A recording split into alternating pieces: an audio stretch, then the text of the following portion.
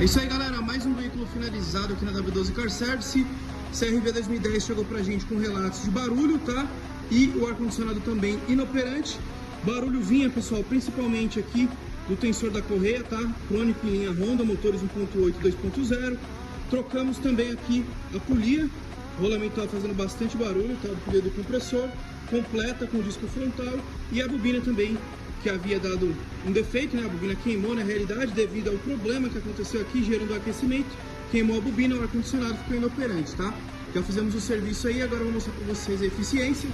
É uma temperatura ambiente de 36, dando 3.3 aí de eficiência, beleza? É isso aí, mais um finalizado.